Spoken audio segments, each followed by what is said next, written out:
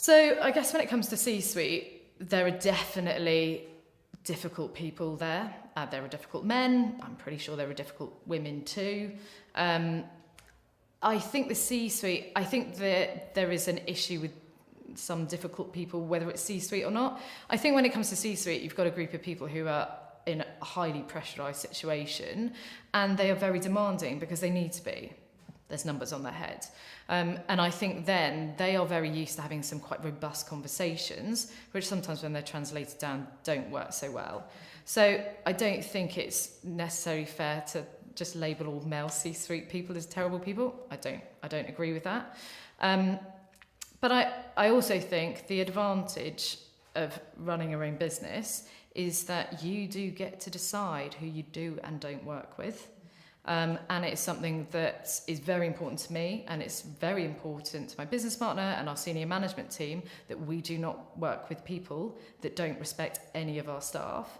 And we have made the decision to not work with people because of their attitudes. And I think that is an important message and point, to put across to anyone who works for us and anyone in society, so you can make that decision yourself. And I think it's an important decision that you do make that stand where it's necessary. And I don't think any of my staff should be expected to work with people who are rude, unfair, we don't respect them. We do great work, and I want to work for great people. I think there are two make or break moments. I think probably one was recognising really early that I thought social was going to be a thing. So when I was at university or started university, Facebook didn't exist. And when I went into my career, very quickly realised, actually, as a career move, this feels pretty significant in the way that we all communicate. And this is something that I want to get more involved with. So actually, I orientated my career around how do I capitalise more on this? How do I get more? How do I do more around this? And I think the second make or break thing was probably meeting my business partner. I don't think I would have set up OneFifty just on my own. Maybe I should have done. Maybe I would have done. Maybe I'm not backing myself enough. But actually, it's a very rare moment where you meet someone that you work with so well and that really professionally compliments you in a way that you think, do you know what? We could create something amazing here if we go off and do this ourselves.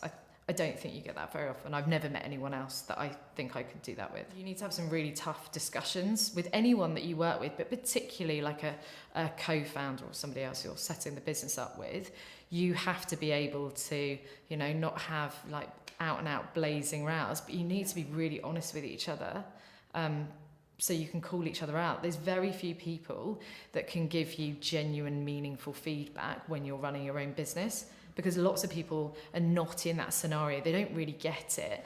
And I get lots of people that give me the feedback. They're like, do you know what? Maybe you should just work less hard. Like, maybe you should care less. Or, maybe just chill out a bit. And I'm like, I run my own business. It's amazing. We're doing amazing stuff. I'm obviously not a personality type that chills out that often. But also I can see where it can go, and I'm loving it. And I don't think just sort of chilling out all the time is going to get me what I ultimately want to. And just having somebody to push you as well, because nobody else is in that scenario and they can't push you in a way that is constructive. So we were fortunate when it came for investment. I think it was more the decision we had to make rather than the investment. We did have a good network of people, and we had a couple of options when it came to finance. And I think that is the importance. If you do think at some point you're going to want to run your own business, just broadly talk to people about it, because it is amazing how many people go, that's quite interesting, because we've been thinking about how we do this, and that might be something we can help you out with. I can imagine if you start having those conversations when you think, I've got this business plan and I'm going to do this, and then you sort of go, oh, who shall I chat to?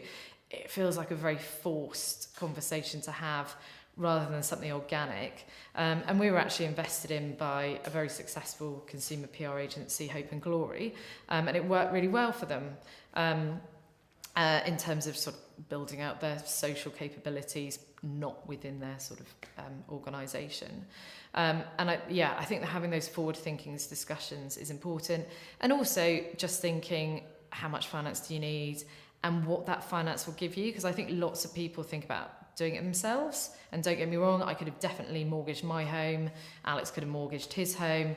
And we decided that wasn't a good way to go for us. I think Alex and I can be quite risk averse. I think when your house is on the line, you sort of think, do I make that higher? Oh, I'm not sure whether I do. Do we expand over there? Actually makes me a little bit nervous. Whereas when we had the backing, we could do the things that we thought were best for the business, that would grow it and allow us to be as successful as we hoped or thought we might be.